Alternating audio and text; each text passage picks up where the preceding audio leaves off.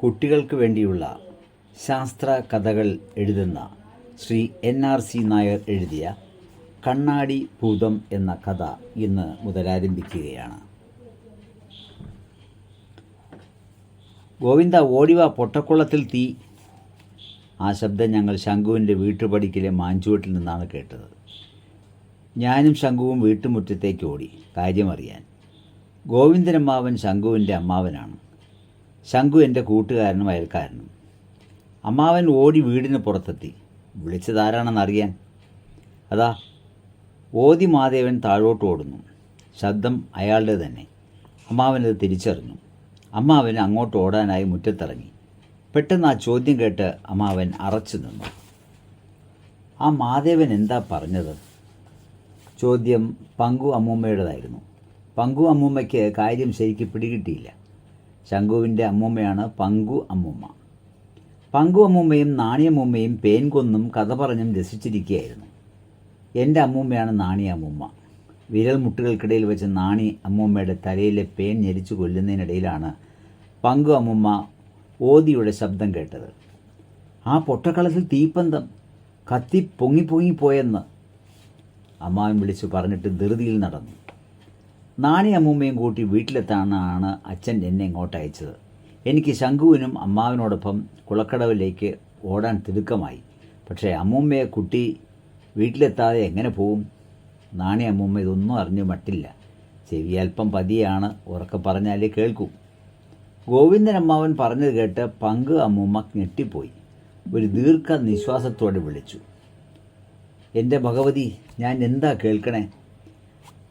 ചെവിക്കരികിലിരുന്ന് പങ്കു അമ്മൂമ്മ വിളിച്ചു വിളി നാണി അമ്മൂമ്മ കേട്ടു. കുലഞ്ഞ തലമുടി പുറകോട്ട് മാറ്റി തല ഉയർത്തി പരിഭ്രമത്തോടെ നാണി അമ്മൂമ്മ കാര്യം തിരക്കി. പൊട്ടക്കുളത്തിൽ തീപ്പന്തം കണ്ടെന്ന്.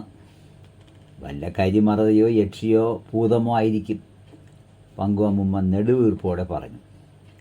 അതിനിപ്പോൾ ഇരുട്ട് വീണില്ലല്ലോ, പകൽ ഭൂതം ഇറങ്ങുമോ? നാണി അമ്മൂമ്മയ്ക്ക് സംശയം. എങ്കിലും നാണി അമ്മൂമ്മ ഒരു നടുക്കത്തോടെ അത് ഓർത്തു. പണ്ട് ഏതോ ഒരു സ്ത്രീ ഈ കുളത്തിൽ വീണ് മരിച്ചിട്ടുണ്ടെന്ന് കാരണവന്മാർ പറഞ്ഞിട്ടുണ്ട്. ആ കുളത്തിൽ നാളിതുവരെ ആരും കുളിക്കുന്നത് കണ്ടിട്ടുമില്ല. കുളപ്പടിയിൽ ഇറങ്ങാൻ പോലും ആരും ധൈര്യപ്പെട്ടിട്ടുമില്ല. അങ്ങനെ അത് പൊട്ടക്കുളമായി. ഇതവളുടെ പ്രേതം തന്നെ, നാണി അമ്മൂമ്മ തീർത്തു പറഞ്ഞു. നീ ഒന്ന് ചുമ്മാതിരി നാണി, അവൾ ഇത്രയും കാലം എവിടെ പോയി? ഇപ്പോഴല്ലേ തീ വരാൻ തുടങ്ങിയത്? പങ്കു അമ്മൂമ്മയ്ക്ക് അത് വിശ്വസിക്കാൻ കഴിഞ്ഞില്ല. നാണി അമ്മൂമ്മ വേഗം വീട്ടിലേക്ക് നടന്നു. പുറകെ ഞങ്ങളും. എന്തോ മുറുമുറുത്തുകൊണ്ടാണ് നടത്തം. പൂമുഖത്ത് അച്ഛനും ചേട്ടനും സംസാരിച്ചു കൊണ്ടിരിക്കുന്നു. അമ്മൂമ്മ മുറ്റത്തുനിന്ന് ഒരൊറ്റ ശ്വാസത്തിൽ വാർത്ത പറഞ്ഞിട്ട് അകത്തേക്ക് കയറിപ്പോയി. ചേട്ടനും അച്ഛനും പുഞ്ചിരി തൂകിയതല്ലാതെ ഒന്നും മിണ്ടിയില്ല. അവർ അത്ഭുതപ്പെടാത്തതിൽ താൻ അത്ഭുതപ്പെട്ടു. ഞാനും ശംഖുവും കുളക്കടവിലേക്ക് ഓടി. ചേട്ടനെ പാവത്താൻ എന്നാണ് ആളുകൾ വിളിക്കുന്നത്. കോളേജിലാണ് പഠിക്കുന്നത്, അധികം സംസാരിക്കാറില്ല. പഠിക്കാൻ കേമനാണെന്നാണ് അച്ഛൻ പറയുന്നത്. ഇവൻ താടിയും മീശയും വടിച്ച് വൃത്തിയായി നടന്നെങ്കിൽ. അമ്മുമ്മ എപ്പോഴും സങ്കടം പറയും. പക്ഷേ ചേട്ടൻ ഇപ്പോഴും പാവത്താൻ തന്നെ. അതാ ഓതി മാധവനും കൂട്ടരും കുളത്തിനരികിൽ നിന്ന് എന്തൊക്കെയോ സംസാരിക്കുന്നു. ആളുകൾക്ക് ആകപ്പാട് ഒരു അങ്കലാപ്പ്. എന്ത് ചെയ്യണമെന്നറിയാതെ. പക്ഷെ മാധവന് പങ്കപ്പാടൊന്നുമില്ല. ദൈവകോപം തീർക്കൽ, ഭൂതത്തിനെയും പ്രേതത്തിനെയും ഒഴിപ്പിക്കൽ, ഇതൊക്കെയാണ് മാധവൻ്റെ പണി. ദൈവകോപത്തിന് ഹോമം, വലിയ ഭൂതങ്ങൾ കൂടിയാൽ മന്ത്രവാദം, ചെറിയ പ്രേതബാധയ്ക്ക് ഓതൽ, ഇതൊക്കെയാണ് മാധവൻ്റെ വിധികൾ. പണ്ടൊക്കെ മാധവൻ നല്ല തിരക്കായിരുന്നു. എന്നും ആളുകൾക്ക് പ്രേതബാധ തന്നെ. പ്രേതം കൂടിയവനെ ചമ്രം പടിഞ്ഞ് തറയിലിരുത്തും. മാധവനും അവൻ്റെ മുന്നിൽ ചമ്രം പടിഞ്ഞിരിക്കും. ഒരു പിടി മാവില കിണ്ടിയിലെ വെള്ളത്തിൽ മുക്കി ഭൂതം കൂടിയവൻ്റെ തലയിൽ കുടയും. കുടഞ്ഞ് മാധവൻ മന്ത്രം ചൊല്ലും. ചൊല്ലിത്തീർന്നാൽ മാവിലെ മുഖത്തൊഴിഞ്ഞ് ഉരിയാടാതെ പുറം തിരിഞ്ഞ് നടന്ന് പുറത്തിറങ്ങി പുരപ്പുറത്തിടും. അതോടെ പ്രേതം ഓടിയും. അങ്ങനെ മാധവനും നാട്ടുകാരും വിശ്വസിച്ചിരുന്നു. ആളുകൾ ഇതിനെ ഓതൽ എന്നാണ് വിളിക്കുന്നത്. അങ്ങനെ മാധവൻ ഓതി മാധവനായി. ഇപ്പോൾ നാട്ടിലെല്ലാം പഠിപ്പ് കൂടി. പിള്ളേർക്ക് പള്ളിക്കൂടം, വയസ്സന്മാർക്ക് വയോജനം, നാട്ടിലെങ്ങും പഠിപ്പ് തന്നെ. പകലും രാത്രിയും ഓതലിൽ കഥയില്ലെന്ന് ആളുകൾ അധ്യാപകർ പറഞ്ഞ് പഠിപ്പിച്ചു. ഭൂതവും പ്രേതവും നുണയാണെന്ന് കോളേജ് പിള്ളേർ പറഞ്ഞു. ആളുകൾ ഓതൽ കുറച്ചു. അപ്പോഴാണ് പൊട്ടക്കളത്തിൽ നിന്നും കണ്ടത്. അത് മാധവനൊരു ആശ്വാസമായി. ഇതിൻ്റെ കാരണം ആർക്കറിയാം? കാരണമറിയില്ലെങ്കിൽ ഓതാതെ എന്തു ചെയ്യും? കേട്ടവർ കൈമലർത്തി. അവർ അറച്ചറച്ച് മാധവൻ്റെ അടുത്തെത്തി. ആരാണ് തീ കണ്ടത്?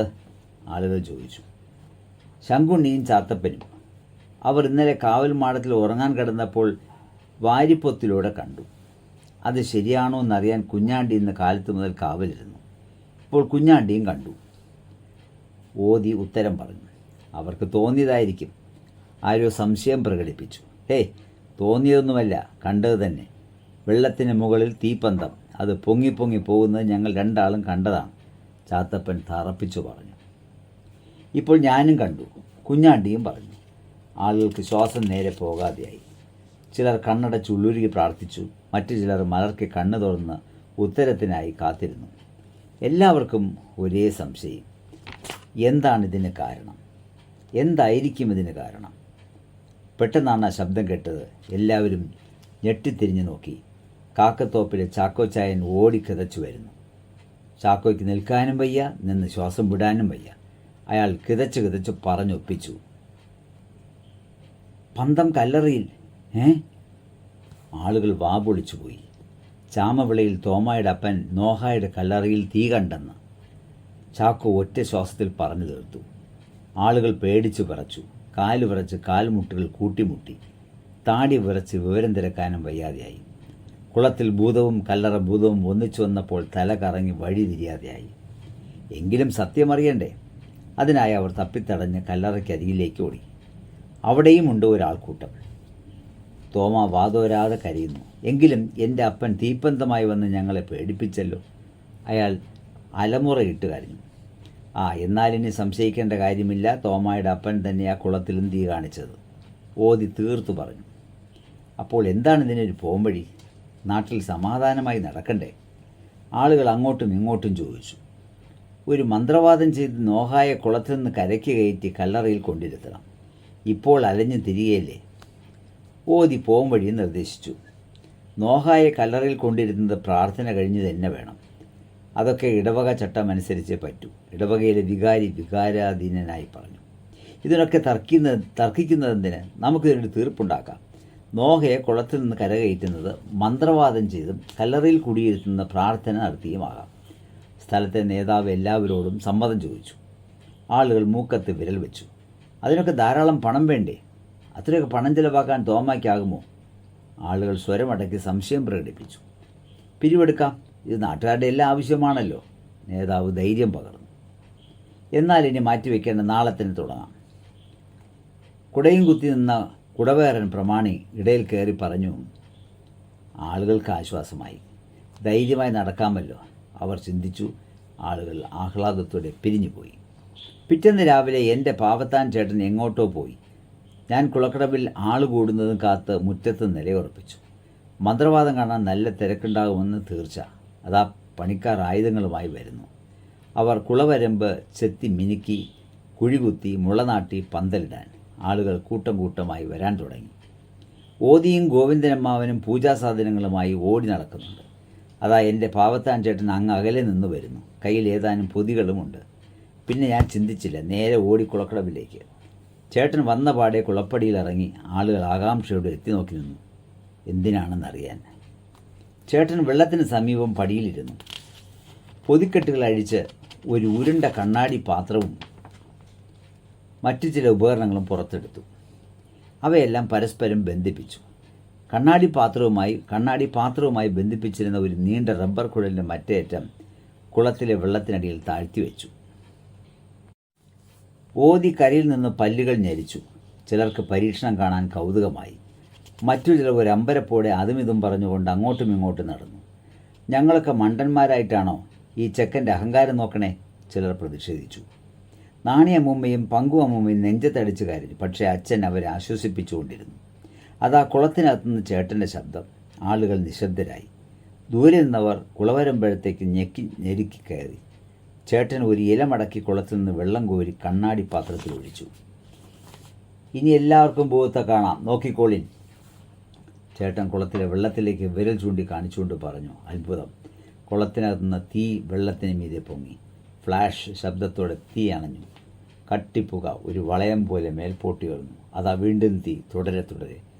അടുക്കടുക്കായി വരുന്ന പുക വളയങ്ങൾ ഞങ്ങൾ ആർത്തു വിളിച്ചു. കണ്ണാടി ഭൂതം, കണ്ണാടി ഭൂതം. പാവത്താൻ ചേട്ടൻ കുളത്തിനകത്തു നിന്ന് ചിരിച്ചുകൊണ്ട് വിളിച്ചു പറഞ്ഞു, അതെ, കണ്ണാടി പാത്രത്തിൽ നിന്നുണ്ടായ ഭൂതം.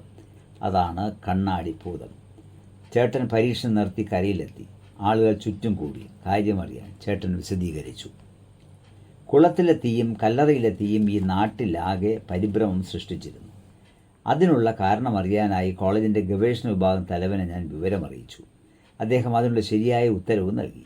കോളേജിലെ പരീക്ഷണശാലയിൽ നിന്നാണ് ഈ ഉപകരണങ്ങളും പരീക്ഷണത്തിലുള്ള രാസപദാർത്ഥവും ശേഖരിച്ചത്. ഫോസ്ഫീൻ എന്ന വാതകം വായുവിൽ കത്തിയാണ് കുളത്തിലും കല്ലറയിലും തീയുണ്ടായത്. ഞാൻ ഉണ്ടാക്കിയ വാതകവും ഫോസ്ഫീൻ തന്നെയാണ്. കാൽസ്യം ഫോസ്ഫൈഡും വെള്ളവും കൂട്ടിച്ചേർത്താണ് ഞാൻ ആ വാതകമുണ്ടാക്കിയത്. കണ്ണാടി പാത്രവുമായി ബന്ധിപ്പിച്ചിരിക്കുന്ന റബ്ബർ കുഴൽ കുളത്തിലെ ജലത്തിനിടയിൽ താഴ്ത്തി വച്ചിരിക്കുന്ന നിങ്ങൾ ശ്രദ്ധിച്ചല്ലേ? വാതകം ജലത്തിലൂടെ കുമിളകളായി മുകളിലെത്തുന്നു. വായുവുമായി സമ്പർക്കത്തിലേർക്കപ്പെട്ടാൽ ഫോസ്ഫീൻ ഉടൻ തീപിടിക്കും. അങ്ങനെ തീപിടുത്തമുണ്ടായി. അതുകൊണ്ട് ആളുകൾ അക്ഷമരായി. ചാത്തപ്പനും ശംഖുവും കണ്ട തീയും ഇതുകൊണ്ട് തന്നെ. ചേട്ടൻ ഉത്തരം നൽകി. അതിന് വെള്ളത്തിനിടയിൽ ആരെങ്കിലും പരീക്ഷണം നടത്തുന്നുണ്ടോ? വാദം ഉണ്ടാകാൻ ഒരാൾ സംശയം പ്രകടിപ്പിച്ചു. ഉണ്ട്, പ്രകൃതി. മണ്ണിൽ ഫോസ്ഫേറ്റ് ലവണങ്ങളുണ്ട്. അപ്പോൾ ഈ കുളത്തിനടിയിലും അത് കാണും. ഈ പൊട്ടക്കുളത്തിനിടയിൽ ധാരാളം ജൈവ പദാർത്ഥങ്ങൾ ചീഞ്ഞഴുകി കിടപ്പുണ്ട്. ഇവ രണ്ടും ചേർന്നാൽ ഫോസ്ഫീൻ ഉണ്ടാകും, ചേട്ടൻ വിശദീകരിച്ചു. അപ്പോൾ കല്ലറയിൽ കണ്ടെത്തി? ഓതി സങ്കടത്തോടെ ചോദിച്ചു. മനുഷ്യ ശരീരത്തിൽ എല്ലിൽ കാൽസ്യം ഫോസ്ഫേറ്റ് എന്ന ലവണം ധാരാളം അടങ്ങിയിട്ടുണ്ട്. ശരീരത്തിൽ ഇതര ഭാഗങ്ങൾ ജൈവ പദാർത്ഥങ്ങൾ കൊണ്ട് നിർമ്മിച്ചതുമാണ്. കല്ലറയ്ക്കുള്ളിലെ ജഡം സാവധാനം ജീർണിക്കുമ്പോൾ ഫോസ്ഫീൻ എന്ന വാതകം ഉണ്ടാകുമെന്ന് പറയേണ്ടതില്ലല്ലോ, ചേട്ടൻ പുഞ്ചിരിച്ചുകൊണ്ട് പറഞ്ഞു. ആളുകൾ അത്ഭുതത്തോടെ നോക്കി നിന്നു. പ്രേതവും ബാധയും ഭൂതവും എല്ലാം കഥകളാണ്, അജ്ഞതയിൽ നിന്നുണ്ടായ കഥകൾ. ഇന്നും ചിലർ മറ്റുള്ളവരെ പറ്റിക്കാനായി പ്രചരിപ്പിക്കുന്ന നുണകൾ. ചേട്ടൻ കൂട്ടുകാരോട് കുശലം പറയുന്നതിനിടയിൽ ആളുകളോടായി പറഞ്ഞു, ചെറുപ്പക്കാർ പാവത്താൻ ചേട്ടനെ പൊക്കിയെടുത്ത് ആനന്ദം നൃത്തം അങ്ങ് ചെയ്തു. നമുക്ക് ഈ കുളം വൃത്തിയാക്കണം, വരീൻ, ഇപ്പോൾ തന്നെ തുടങ്ങാം. ചെറുപ്പക്കാർ ഒന്നിച്ചു പറഞ്ഞു. ആളുകൾ സന്തോഷത്തോടെ ചേട്ടൻ്റെ പിന്നാലെ കൂടി. അവർ കൈകോർത്ത് പിടിച്ചുകൊണ്ട് കുളത്തിലേക്കിറങ്ങി കുളം വൃത്തിയാക്കാൻ. കൂടെ ഞങ്ങളും. പടിക്കെട്ടുകൾ ഇറങ്ങുമ്പോൾ ആളുകൾ ഉറക്കെ പറഞ്ഞു, ഞങ്ങൾക്ക് ബോധ്യമായി, ഭൂതവും പ്രേതവും എല്ലാം നുണ തന്നെയെന്ന്. ഈ കഥ ഇവിടെ അവസാനിക്കുന്നു. ഇത് വായിച്ചത് ഡോക്ടർ ആർ വേലായുധൻ. ഈ കഥ എഴുതിയത് ശ്രീ NRC നായർ പരിശുവയ്ക്കൽ.